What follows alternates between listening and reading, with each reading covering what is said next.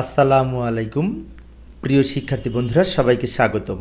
আজকে আমি ব্যাংক সম্বন্ধে বিবরণী সংক্রান্ত যশোর বোর্ড 2017 সালে যে সৃজনশীল প্রশ্নটি এসেছিল ওই প্রশ্নটির সঠিক সমাধানের চেষ্টা করব। তো আলোচনায় তোমাদের সাথে আছে আমি মোহাম্মদ সিরাজুল ইসলাম, বরিশাল সরকারি model school and college Barishal. চলো শুরু করা যাক। যে প্রশ্নটি তোমাদের সামনে আমি উপস্থাপন করেছি লক্ষ্য করি। প্রশ্নে বলেছে নগদান বই অনুযায়ী ব্যাংক জমার উদ্বৃত্ত 30,000 টাকা এবং ব্যাংক বিবরণী মোতাবেক ব্যাংক জমার উদ্বৃত্ত 26,500 টাকা। দুইটা উদ্বৃত্ত দেওয়া আছে এবং এইখানে কিছু লেনদেন আছে। তো ক নাম্বারে বলেছে উপযুক্ত তথ্যাবলীর আলোকে ডেবিট মেমোরেন্ডামের পরিমাণ নির্ণয় করো। তো ডেবিট মেমোরেন্ডাম বলতে বোঝায় ব্যাংক আমার অ্যাকাউন্ট থেকে কিছু কর্তন করে, চার্জ করে। এই যে চার্জ কর্তন, তারপরে হচ্ছে কি যে আরও যে সমস্ত ব্যাংক আমার অ্যাকাউন্ট থেকে টাকা কেটে নেয়, তার জন্য ব্যাংক আমাদের পক্ষে বা আমাদের জন্য একটি ডকুমেন্ট সংরক্ষণ করে ব্যাংকে আমার অ্যাকাউন্ট থেকে টাকা বিয়োগ করার জন্য, সেটাকে বলা হয় ডেবিট মেমোরেন্ডাম। তো যাই, এই যে এইখানে আমরা ডেবিট মেমোরেন্ডাম শুধুমাত্র এখানে সার্ভিস চার্জই হবে, আর কিছু হবে না, অনেক সহজ। তো 300 টাকায় ব্যাংক সার্ভিস চার্জ বলে লিখলাম। অর্থাৎ বিষয়টি আবারও বলি, সেটি হচ্ছে এই যে একটি মাত্র লেনদেন উপরে লিখে রেখেছি উদ্দীপক থেকে নিয়ে এসে, এই লেনদেনটি শুধুমাত্র ডেবিট মেমোরেন্ডাম প্রস্তুত করবে এই লেনদেনের জন্য। ডেবিট মেমোরেন্ডাম কি আবারও বলছি, সেটি হচ্ছে ব্যাংক আমার অ্যাকাউন্ট থেকে যখন টাকা কেটে নেবে তখন আমার অ্যাকাউন্টের কি কারণে কাটলো তার একটা কাগজ সংরক্ষণ করবে না, ডকুমেন্ট সংরক্ষণ করবে না, সেটা হচ্ছে ডেবিট মেমোরেন্ডাম। এবার আমরা আবার সেই উদ্দীপকে ফিরে এলাম খননের জন্য। খননের জাবেদা করতে বলেছে 1, 2, 1, 3, 4, 5। তো ওইগুলি জাবেদা করব। আচ্ছা, একটা কাজ করি, ওই লেনদেনগুলি আমি ওইখানে নিয়ে যাই, এখান থেকে এই যে নিয়ে আসলাম 1, 3, 4, 5 উপরে লিখে রাখলাম, এটা থেকে জাবেদা করতে সুবিধা হবে। জাবেদা শক অঙ্কন করলাম, সময় সেভ করার জন্য দ্রুত অঙ্কন করলাম শকটা। তারিখ প্রশ্নে যা আছে তাই লিখব। ব্যাংক সার্ভিস চার্জ কর্তন করেছে, এটা জাবেদা হচ্ছে ব্যাংক হিসাব, ব্যাংক চার্জ ডেবিট, তাই না? আর ব্যাংক হিসাব ক্রেডিট, কারণ ব্যাংকে টাকা কমে যাবে সেই জন্য ব্যাংক হিসাব ক্রেডিট হবে। ব্যাখ্যা লিখতে পারি ব্যাংক চার্জ কর্তন। ব্যাংক সুদ মঞ্জুর করলে ব্যাংকে টাকা বাড়ে, তাই ব্যাংক হিসাব ডেবিট, ব্যাংক সুদ হিসাব ক্রেডিট হবে। এই জাবেদাগুলি আমরা পারবো, সেই জন্য আমি দ্রুত দেখাচ্ছি। ব্যাংকে জমাকৃত চেক প্রত্যাখ্যান। জমাকৃত চেক প্রত্যাখ্যান হলে ওই চেক আমরা দেনাদারের কাছ থেকে ফেরত দিব, ব্যাংক থেকে নিয়ে দেনাদারের কাছে ফেরত দিব। ফেরত দিচ্ছি কাকে? দেনাদারকে। সেজন্য দেনাদার বা প্রাপ্য হিসাব ডেবিট, আর ব্যাংক থেকে আমরা ফেরত পাবো ব্যাংক হিসাব ক্রেডিট। অর্থাৎ জমাকৃত চেক যদি প্রত্যাখ্যান হয় তার জাবেদা হচ্ছে দেনাদার বা প্রাপ্য হিসাব ডেবিট আর ব্যাংক হিসাব ক্রেডিট। দেনাদারের আধুনিক নাম প্রাপ্য হিসাব, তাই আমরা প্রাপ্য হিসাব লিখেছি। আবার ব্যাংক প্রাপ্য নোট আদায় করেছে, মানে প্রাপ্য নোটের টাকা আদায় করে ব্যাংকে জমা করেছে, এর জন্য ব্যাংক জমা বৃদ্ধি পাবে, সেজন্য জাবেদা করব ব্যাংক হিসাব ডেবিট আর প্রাপ্য নোট হিসাব ক্রেডিট, এই 4,000 টাকা। তো এইভাবে আমরা জাবেদা করতে পারি, 4টা জাবেদা করতে বলেছে। জাবেদা শেষে গ নং প্রশ্নের উত্তরের জন্য আবার আমরা উদ্দীপকে ফিরে যাব। এই যে উদ্দীপকে ফিরে এলাম। গ নংয়ে বলেছে উপরে তথ্যাবলীর ভিত্তিতে ব্যাংক সমন্বয় বিবরণী প্রস্তুত করো। এই ব্যাংক সমন্বয় বিবরণীটা আমরা দুইভাবে করতে পারি। একটি হচ্ছে এই বিবরণী এক ধাপ বা সনাতন পদ্ধতিতে, প্রচলিত জের ছক পদ্ধতিতে, আর একটা করতে পারি সেটা হচ্ছে উভয় জের সংশোধন পদ্ধতিতে।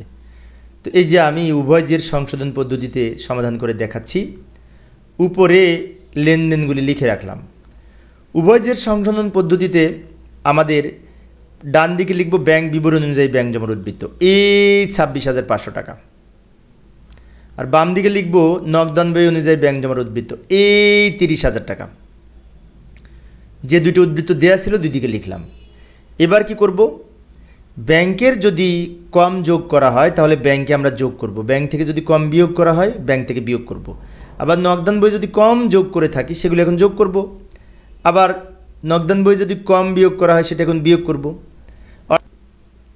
অর্থাৎ নগদান বইতে যদি ভুল থাকে তাহলে নগদান বইয়ের জেরের সাথে যোগ বিয়োগ করব, বিধি মেলাবো। আর ব্যাংক জমার ব্যাংকের যদি ভুল থাকে সেগুলি ব্যাংক বিবরণীতে যোগ বিয়োগ করব। এই ধরনের ব্যাংক সমন্বয় বিবরণীগুলাই কিন্তু প্রকৃত ব্যাংক সমন্বয় বিবরণী। তো লক্ষ্য করি, ব্যাংক কর্তৃক সার্ভিস চার্জ কর্তন, তো এটা নগদান বইতে আমাদের বিয়োগ করতে হবে, তাই না? ব্যাংক কর্তৃক সুদ মঞ্জুর, এটা নগদান বইতে যোগ করব। প্রাপ্য নোটের আদায় এটাও ব্যাংক থেকে নগদান বইতে যোগ করব। তো এই যে লক্ষ্য করি, এই নগদান বইতেও কিছু যোগ করব, কিছু বিয়োগ করব, ব্যাংক বিবরণীতেও কিছু যোগ করব, কিছু বিয়োগ করব। প্রাপ্য নোটের অর্থ আদায়, এই যে 4,000 টাকা, এটা নগদান বইতে যোগ হবে। আবার ব্যাংক সুদ মঞ্জুর, এটাও নগদান বইতে যোগ হবে, কারণ এই টাকাগুলি ব্যাংক যোগ করে, নগদান বইতে যোগ করা হয়নি সেই জন্য। আর আছে যোগ করার মতো আর দেখছি না, নিচে দাগ দিব, যোগ করে 4500 এই ঘরে লিখব। এই 30,000-এর সাথে 4500 যোগ করে 34,500 টাকা হলো। আমি আগে এক সাইড করে নিচ্ছি, বাম সাইড, তারপর ডান সাইডে যাব। এবার এই যে ব্যাংকে জমাকৃত চেক প্রত্যাখ্যাত হয়েছে, এটাও কিন্তু নগদান বইতে লেখা হয়নি, নগদান বই থেকে বিয়োগ হবে এটি, তাহলে এটা বিয়োগের ঘরে লিখব। আবার এই যে সার্ভিস চার্জ, এই যে সার্ভিস চার্জ, এবার বিয়োগ করব কোনগুলি? এই যে ব্যাংক সার্ভিস চার্জ কর্তন করেছে, এটা নগদান বইতে লেখা হয়নি, সেজন্য বিয়োগ করব, এইখানে লিখব। আর একটা আছে এই যে প্রত্যাখ্যাত চেক, এটাও নগদান বইতে লেখা হয়নি, ব্যাংক জমা কমে গেছে, তাই এটাও বিয়োগ করব।